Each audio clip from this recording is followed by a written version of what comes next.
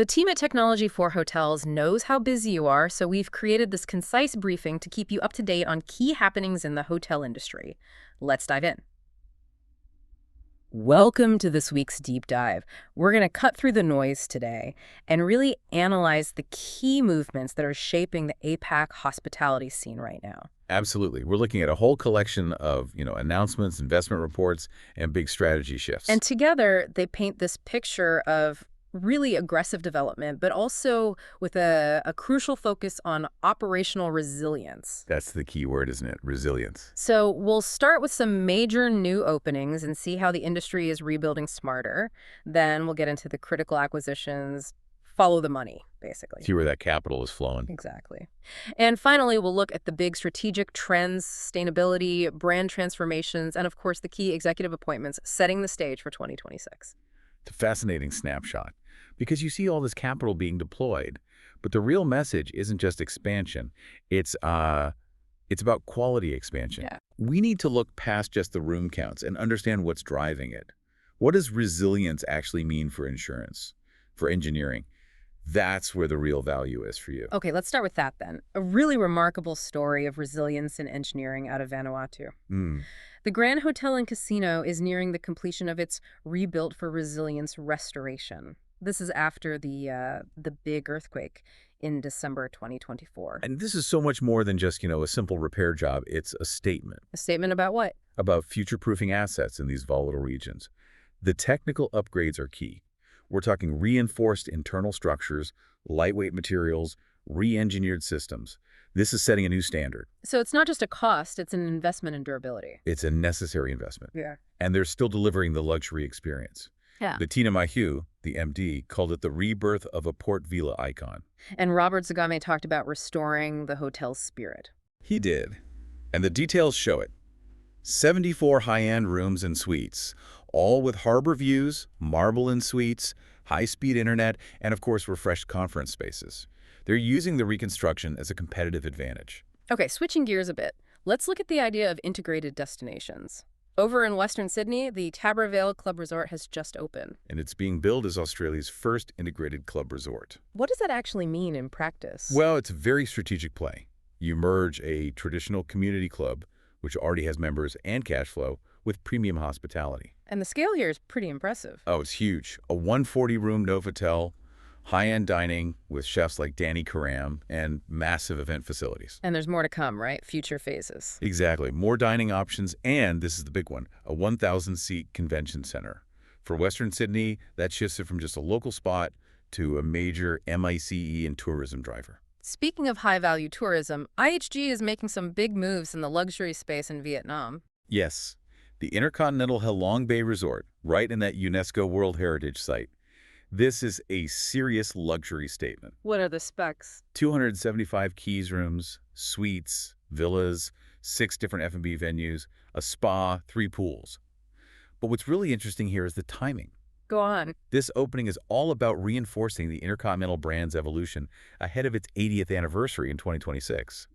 It shows they're doubling down on these iconic, really high barrier to entry locations. And their pipeline keeps flowing, both with new builds and major enhancements. It does. They've signed the 220-key Crown Plaza Jakarta for 2027. And again, it's not a standalone hotel. It's part of a massive 6,000-hectare integrated waterfront township. That integrated model again. With the regional preference. And we're seeing huge investment in refreshing existing assets, too. All Green Properties has big plans for Johor Bahru City Square, and Seibu Holdings is putting 22 billion yen into the Shinagawa Prince Hotel in Tokyo. 22 billion, that's a staggering number. Well, it signals a very clear intent. They are targeting inbound, high-net-worth guests who demand top-tier modernization. Okay, let's talk about sheer velocity. Accor is closing 2025 at an incredible pace. It's almost unbelievable. 7 new hotel openings in the final 7 weeks of the year. Wow. That volume is a huge sign of owner confidence in their models. And it comes right after they launched their Ennismore lifestyle brands in the region, Mondrian, Hyde, 25 hours. And the numbers back up this strategy, don't they? They absolutely do. Strong year-on-year growth. Inbound tourism is up 9%. Forward bookings are pacing 16% higher.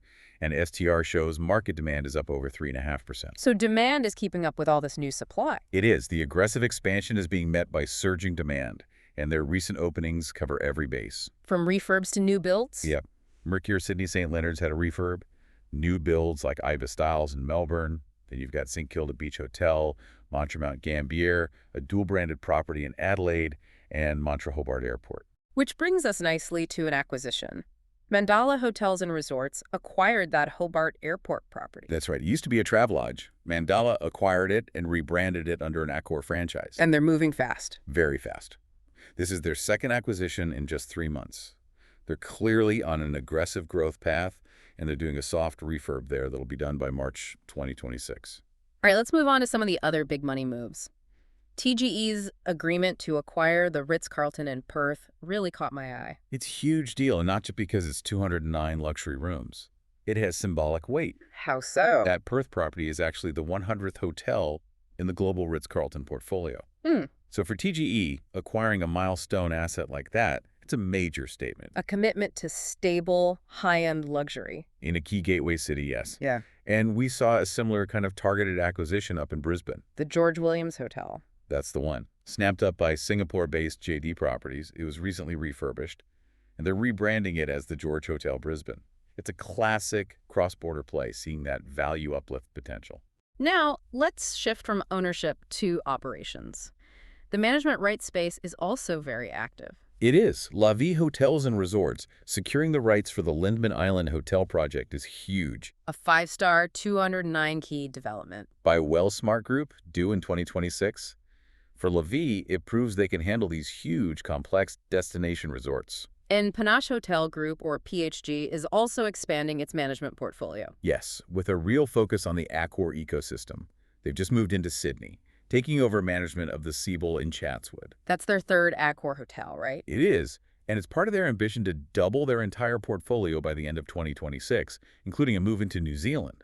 The CEO, Wilson Bao, talked about agility and owner confidence being key. Let's transition now to how the industry is being recognized and how brands are adapting, starting with some big awards. Pan Pacific Perth had a fantastic year. They took home bronze in the 5-star accommodation category at the WA Tourism Awards. And they also made it onto Star Ratings Australia's Gold List. Which is all about guest satisfaction scores from Review Pro.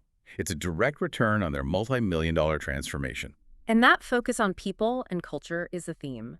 Marriott was named one of the world's top 5 best workplaces. By Great Place to Work and Fortune, no less. And that's not a fluke. It reflects a nearly century-long people-first culture. In this job market, being a top employer is a massive competitive advantage. We also saw recognition for new resorts. We did. NRMA's Turtle Sands Nature Resort won new tourism business in Queensland. And Ayers Rock Resort, well, they swept everything. The Brolga Award for Cultural Tourism, 2 honors at the World Travel Awards. And the insight there is the authentic partnership with the Ayanggu people. Absolutely. That deep, respectful cultural immersion is becoming the gold standard for high-value tourism. Now, on to what might be the defining trend for the next few years. Sustainability. Small luxury hotels of the world launched a major report. This is more than just marketing. It's a mandate. SLH is a trendsetter, and they're expanding their considered collection. But the real game changer is the new set of standards. That's it. 10 minimum sustainability standards at all member hotels. Every single one must meet by 2027. 10 non-negotiable standards. That's a huge operational hurdle for some. It's a massive one. It means verifiable metrics and traceable supply chains are no longer optional. They're a prerequisite to stay in the SLH brand. We're also seeing big brand transformation efforts. Pullman Hotels and Resorts unveiled a bold new global direction. They're bidding heavily on architectural design and on their people. They're rolling out something called the Pullman Portal. The Pullman Portal. It's an architectural signature for their lobbies to make them feel more dynamic. It's debuting in Dubai, and it's coming to Perth Airport and Hamilton in New Zealand. And the investment goes beyond the architecture, I imagine. It does. Redesigned event spaces for more flexibility, new culinary concepts like unexpected pairings, mixology. But the biggest investment is in their people. Their 20,000-plus staff, they call them Hardists, are going through a new emotional intelligence-driven service program. And how far along is that? It's already 60% complete. It's about shifting service from just being transactional to being truly empathetic. With all this activity, let's just quickly check back in on regional demand, Japan in particular. Japan is still just an absolute powerhouse in terms of spending.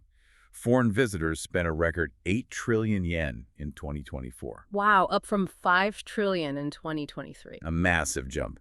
And most of that spending came from China, Taiwan, and South Korea, which just highlights how crucial those travel corridors are. And that demand is shaping long-term plans in cities like Osaka. For sure. Even before the big integrated resort and casino in Yumeshima Island is fully realized, developers are already planning what to do with the former Expo 2025 site next door. Aiming for another large entertainment facility. By the early 2030s, it's all about complementarity.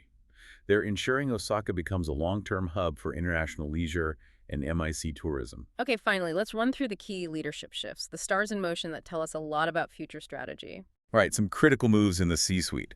Celine Du is the new Chief Commercial and Marketing Officer at Pan-Pacific Hotels Group, a pivotal role. And in New Zealand, some important commercial appointments at Millennium. Yes, Rachel Finley is now Director of Sales for Corporate and MICE, and Angelique van der Merwe is Head of Marketing and Brand. A clear focus on sharpening their commercial edge. Accor has Ben Creek stepping into the VP of Food and Beverage role for Asia and Pacific. Which is a massive portfolio. It needs that cohesive, innovative direction he'll bring. And on the operational side in New Zealand, Colin McLean is the new GM of Ridges Wellington and also area GM for Rotorua. And Luke Smith is now GM for QT Wellington and the Museum Apartment Hotel. Two very distinct luxury brands. On the corporate governance side, a big move at Wyndham. A very big move. Alexandra Young has been appointed to their board of directors, serving on the corporate governance and audit committees. And let's round out with a few more key operational hires. Quickfire. Monica Matzak is now portfolio manager for hotels at Salter Brothers. Scott Wright is the new GM at Avani Hotels. And a couple more for Accor. Yes, Klaus Knader is now GM at Pepper's Marysville Resort and Spa, and Todd Heel has started as a building manager. These are the people on the ground making all these new and upgraded properties work. That wraps up this week's 5-Star Weekly Briefing. Thanks for tuning in and staying informed with the latest in the hotel industry. Don't forget to check out our 5-Star Conversations podcast, where Brendan Granger from Technology for Hotels sits down with the industry's most influential leaders to uncover their journeys, insights, and the future of hospitality. It's a must-listen for anyone passionate about elevating their guest experience and driving innovation in the hotel world. Until next time, stay well and stay ahead. See you next week.